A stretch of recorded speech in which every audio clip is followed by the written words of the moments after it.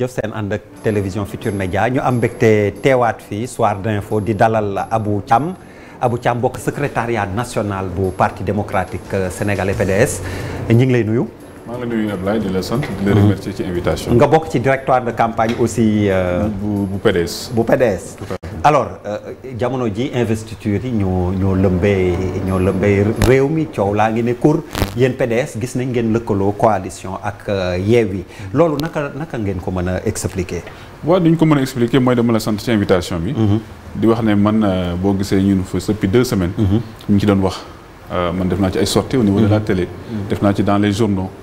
responsable cadre yu bëri wax nañ ci pour que PDS mën a ànd ak opposition parce que en fait dafa nekk une demande sociale aujourd'hui Sénégalais yi ñoo bëgg tey opposition bi nekk benn mu nekk loo xam ni métti woon na mais alhamdulilah tey agsi nañ ci def loo xam ne vraiment kenn yaakaar ko donc moo tax loo xam ne dañ ci mais jurul jàmm ci seen parti xam nga ñu ngi waxu coalition wàllu Yewwi c'est vrai mais yéen personnellement waa PDS dinaa ci ñëw dafa mel ni indi na coow seen dinaa ci ñëw oui dinaa ci ñëw di remercier di féliciter vraiment suñu leaders yi le président Abdoulaye Wade di féliciter Karim Wade li mu ci joué di féliciter aussi waa Yewwi que ça Sonko Khalifa ak les autres responsables parce que quand même affaire bi ñëpp ci jàpp parce que buñ ci jàpp doon du mën a nekk parce que nga jël 46 départements bu nekk ngeen fexe ba ku nekk bàyyi sa moroom mu jiite ko je pense que quand même tey en tout cas opposition bi fi leen doon xaaree leader fi leen doon xaaree tey Sénégal yi am nañ satisfaction ci loolu donc nag mu nekk loo xam ni yombul ci ñoom yombul ci ñun fépp y a des problèmes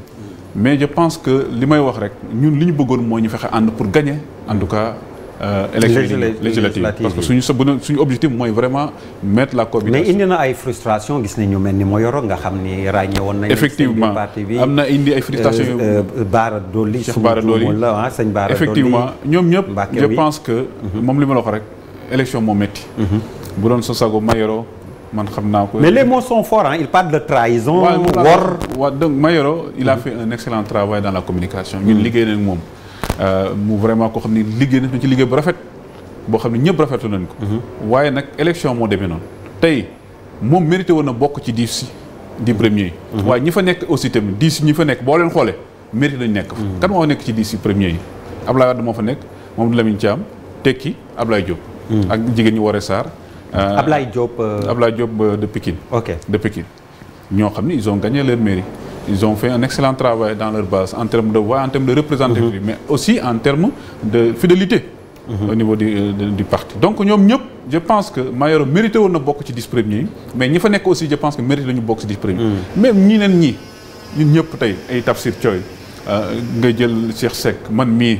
ñi nekk ci ay 34 ñi nekk 41 position mais ñëpp mérité woon nekk ci 10 premiers mais c'est un choix. et je pense que li may wax ñun ay cadres lañ suñu objectif aujourd'hui ce n'est pas aller à l'Assemblée nationale. suñu objectif mooy fexe ba am une cohabitation. et je pense que c'est le message que nous devons lancer aujourd'hui à tous les Sénégalais. à tous les partis politiques et à tous les cadres. ñi daje nekk benn fexe en tout cas élection yi ñëw ñi gagné ko. pour que le président Macky Sall li mu bëgg mu xam ne du antu au Sénégal. mais jamono ji bu ñu naan PDS xam nga bu ñu nee Pastef par exemple y a un visage c'est Ousmane Sonko bu ñu nee taxaw Khalifa Sall PDS tey bu ñu doon ut une figure tutélaire kan lay doon. Karim Meïssa Wade la mooy suñu yaakaar waaye mooy suñu candidat. def nañ ko candidat boo xam ne mooy suñu candidat en 2024 aujourd'hui.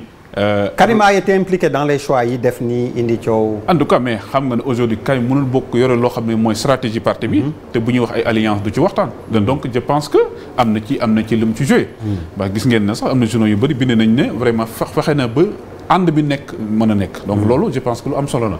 moom bokk na ci ñoom Pastef aussi Sonko bi am na lu mu ci liggéey donc ñoom leaders yi vraiment liggéey dañ ci am solo pour nit ñi mën a ànd. ànd boobu nag vraiment c'était pas facile. tey gis ngeen au PDS am na ñoo xam ne kontaan nañu waaye je pense que loolu lépp dañuy waxtaan. mais yàgg na foog ñu mel ni ñoom Bara Gaye dem nañ bu yàgg moo tax ñuy wax titre bi sax d'ailleurs le PDS face à son destin ñoom Bara bëri na ñi dem bu ñu fi doon lim sonn. ëllëgu parti bi à ce rythme lan la ak Karim mu nekk. Qatar xam nga ëllëgu parti bi lan la. mooy ëllëgu Sénégal. ëllëgu Sénégal mooy lan mooy opposition bi fexe ànd nekk benn ñi dem ci élection yi di ñëw.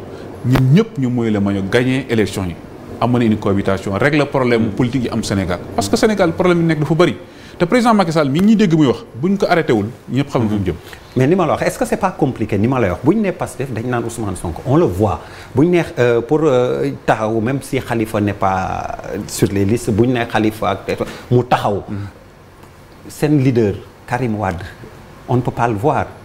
Il y a problème. Oui, il y a problème. Xam nga wala c'est Wade qui va venir battre campagne. Non, xam nga aujourd'hui. Est-ce que Ablaye Wade à 95 ans day ñëw. yal na ko yàlla dolli wér ak aujourd'hui xam nga le problème de Karim Wade waxtaan ci lu bari. Aujourd'hui Karim il est candidat en 2024. bu jotee dañ ko gis dana ñëw. li ci des suñu liggéey la ñun ñoo ko war a régler mooy ñun les cadres qui sont là ak la population sénégalaise pour régler le problème bii ñu jëm en 31 juillet ñun ñoo suñu problème la donc ñun ñoo war a xeex bi mooy opposition bi nekk benn. ñu fexe liggéey gagner élection yi bu ñu gagner élection yi nag lépp lu ñu war a mën def dañ ko def. bu ko defee nag Sénégal dañ ko teg ci de bons rails. maintenant Ablaye Wade ñun suñu idole la Ablaye Wade mooy suñu kilifa mooy suñu xalifa. gis ko dégg ko rek mbégte la si jàpp. si militant PDS mais si Sénégalais yëpp. Sénégalais yëpp tey bu ñu Ablaye Wade rek ñëpp dañuy kontaan. donc ku mel noonu boo ko amee foog nga koy tiitar foog nga koy wane donc moo tax ñun. lépp lu ñu def dañ ci boole Ablaye Wade ndax Ablaye Wade lu mu bokk rek suñu njiglaay la. alors day ñëw battre campagne wala. waaw non loolu moom buñ ci accès dana ngeen ko gis. waaw non doon ci accès loolu ñëwagul au 31 juillet la ñuy def campagne bi c'est un mois. c'est trois semaines. donc accès guñ ci loolu. aujourd'hui mooy suñu tête de liste mooy suñu kilifa moo ñu jiite. buñ ñu balaa booba da ngeen xam nan la ñuy demee campagne parce que aussi on est dans une coalition. loolu lépp dañ ko définir waxtaanaat xool ni ñuy demee campagne. parce que dañoo war a ànd ñu ñëpp nekk benn te loolu lépp. weer yi di ñëw ak fan yi di ñëw da ngeen ci gis. alors concrètement vous dites que Karim Wade aussi est votre candidat en 2023 mais Karim Wade 2024 hein 2024 voilà mais concrètement Karim Wade comme Khalifa Sall mënuñu bindu wala nekkuñu ci liste électorale yi du coup nekk candidat dinañu jaaxal comment est-ce que vous allez régler ce problème là aussi moom moo tax gis nga cette coalition là elle est importante et que Sénégalais yi dañu war a xam lan lañu bëgg. Sénégalais yi ñoom ñoo bëgg ñu ànd nekk benn.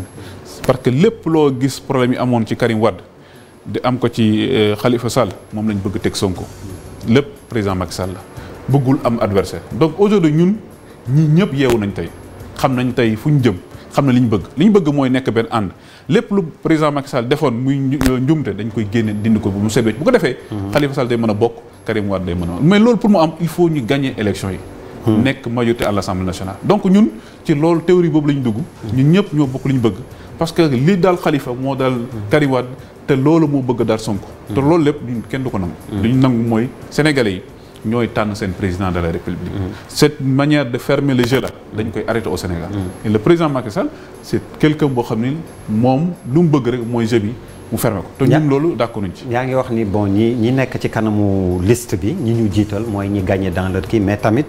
à Dakar non pas ñi gagné. mais pas forcément waaw pas forcément ñi gagné mais ñoo xam ne vraiment am nañ taxawaay bu am solo.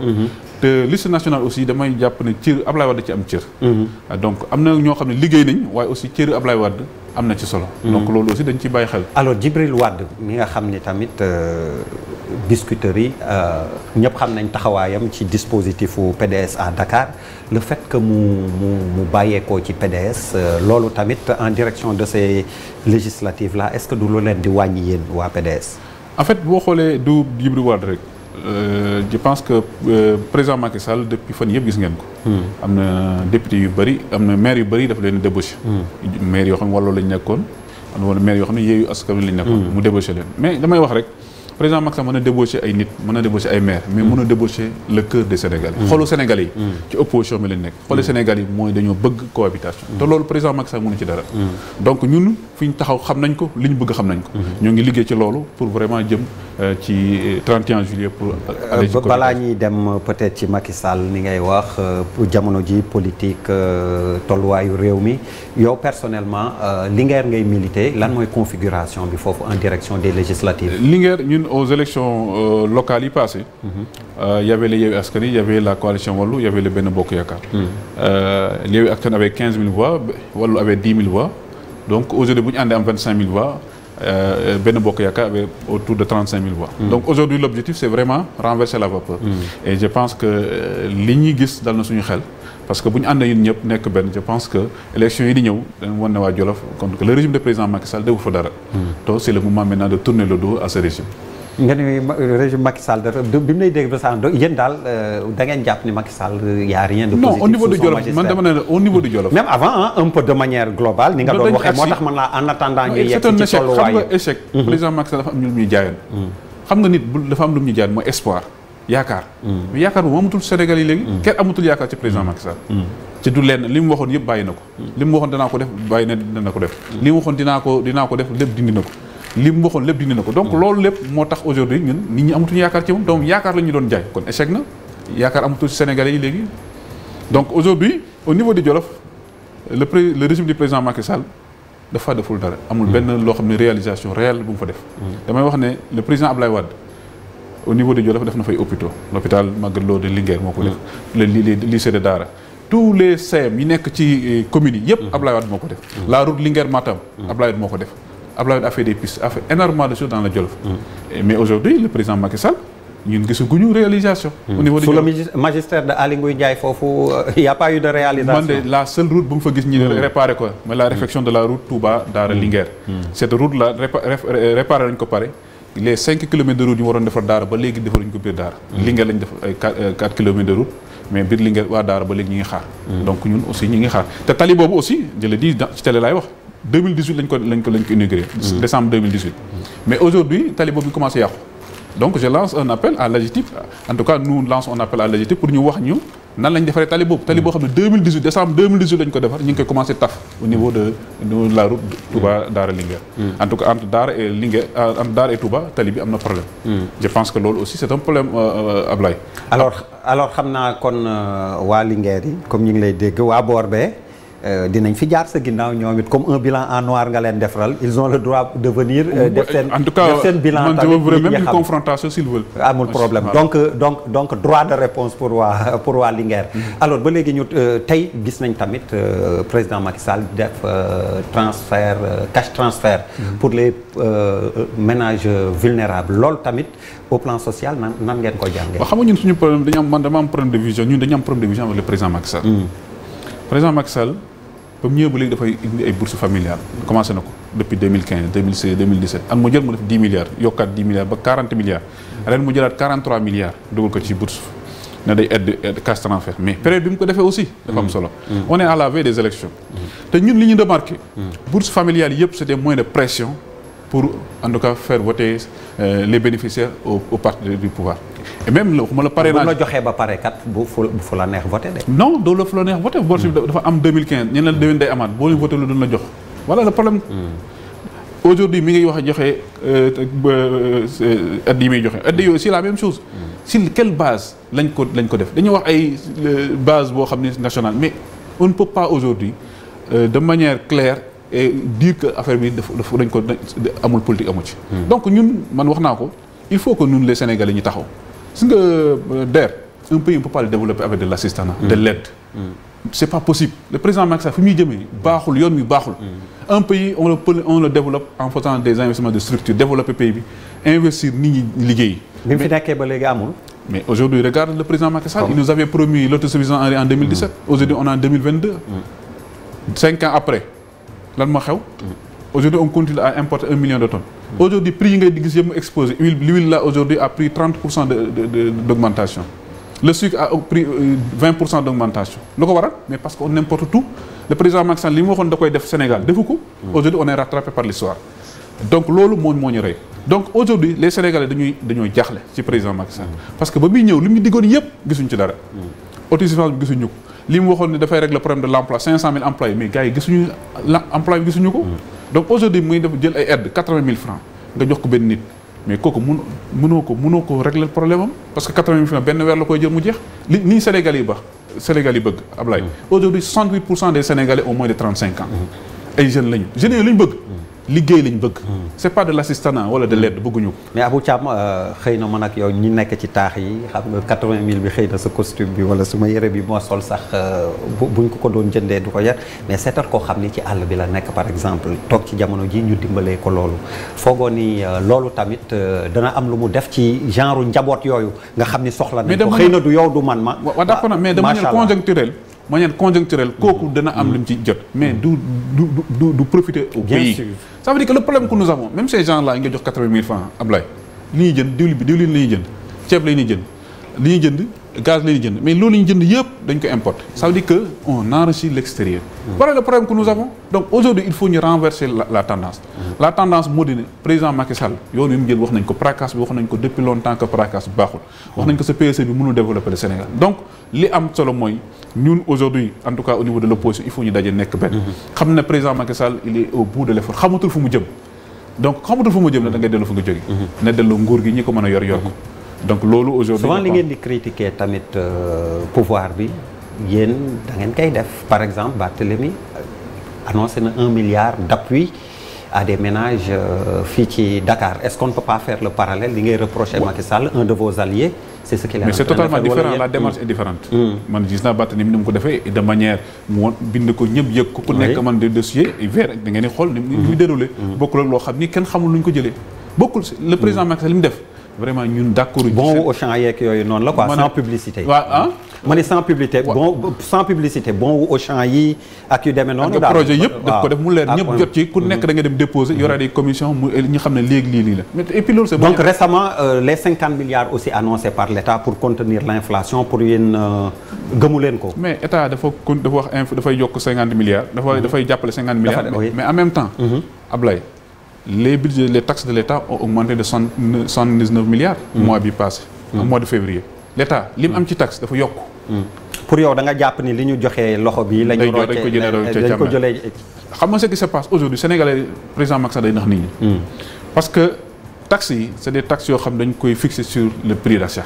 boo doon jënd tey ceeb kilo 1000 francs. boo ñëwee impôt jox la 10% da ngay fay 100 francs.